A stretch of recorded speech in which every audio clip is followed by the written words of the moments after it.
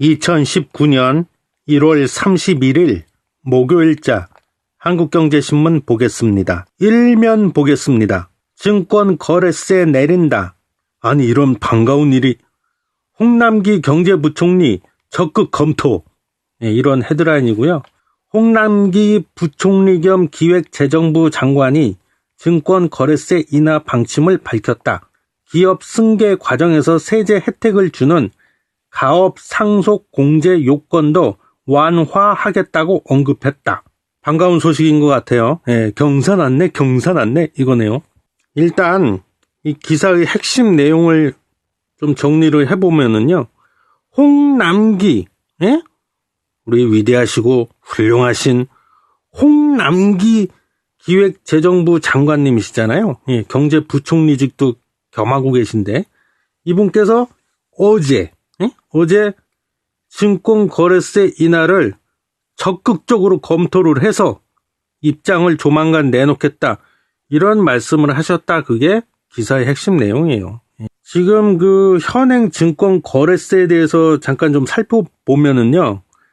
일단 지금의 그 증권거래세율은 0.3%랍니다. 근데 이게 다른 나라와 좀 비교를 해보면 다소 좀 높다는 의견들이 많이 있습니다. 높은 편이래요, 이게. 거래세율이 우리나라가. 좀 내려야 된다. 그 얘기를 이제 주변에서 막 하고 있는 거죠. 그래서 이 지금 그 0.3%의 증권 거래세율이 몇 가지 문제점을 안고 있다. 일각에서는 또 이렇게 얘기를 하고 있는데요. 그거를 좀 구체적으로 살펴보면 첫 번째, 내가 예를 들면 증권을 거래해. 즉, 뭐 쉬운 말로 이렇게 주식을 사고 팔아. 근데 매번 수익을 낼 수는 없잖아요. 손실이 나는 경우도 있잖아요. 그래서 근데 내가 수익이 났으면 모를까 손실이 났는데도 그래도 나는 거래세를 무조건 내야 된다. 이거는 소득이 있는 곳에 세금을 이라는 과세 원칙에도 어긋나는 거 아니냐. 이런 논리고요. 두 번째는 정부가 주식을 매도할 때 양도소득세, 양도세라고 보통 그러잖아요. 그런 거를 이제 납부하는 대상을 늘리면서 이중 과세가 되지 않냐? 그럼 이중으로 세금을 물리는 게 아니냐? 이렇게 되는 거죠. 그래서 양도세도 내라, 거래세도 내라 이렇게 되면 이중 과세가 아니냐? 그래서 또 이런 문제점이 있다. 그래서 이 구체적인 내용을 좀 더 보면은요.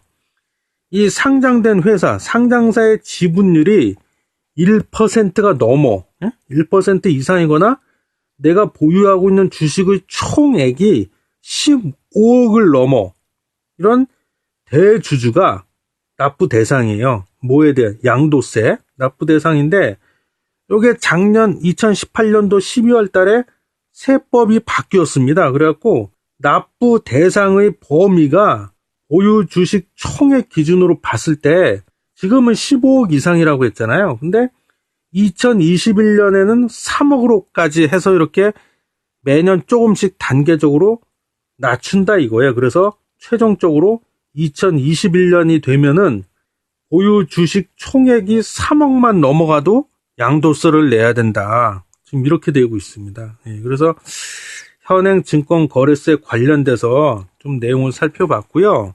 그런데 말입니다. 이 기획재정부는요, 그동안에 이 증권거래세율을 좀 없애거나 아니면 더 낮춰야 된다 이런 의견에 대해서 줄기차게 반대를 했습니다. 기획재정부가. 명분이 뭐냐면은요, 반대하는 명분이 이걸 낮추면 세수가 줄어든다. 그리고 두 번째, 부동산 거래세와 비교해 봤을 때 형평성에 어긋난다. 이걸 이제 명분으로 내세워서 반대를 계속 해왔습니다. 그래서 첫 번째 명분인 세수가 줄어든다. 아니, 세수가 지금 얼마나 거치길래 이게 현재로요, 증권 거래소로 인한 그 세입, 그러니까 들어오는 세금이 1년에 약 6조 원 정도 된다고 합니다. 6조 원. 근데 이게 이제 줄어든다 이거죠. 거래세를 낮추면. 그리고 부동산 거래세도 그렇게 되면 손대야 되는 거 아니냐. 이렇게 또 일부에서 주장할 확률이 높다. 공평하지 못하다. 이거죠. 그래서 부동산 거래세라 하면 예를 들면 취득세, 양도소득세, 종합부동산세 이런 걸 말하는 건데 그렇게 되면 이 부동산 거래세와도 형평성에 있어서 어긋남으로 부동산 거래세까지 또 낮춰야 될 수가 있다. 이래서 이제 기획재정부에서 그동안 줄기차게 반대를 해왔는데요. 갑자기 태도가 바뀌었어요. 돌변한 거죠. 알았어. 적극적으로 한번 인하하는 쪽으로 검토해 볼게. 지금 이렇게. 뭔가 이상해요. 왜 바꿨을까, 태도를 갑자기.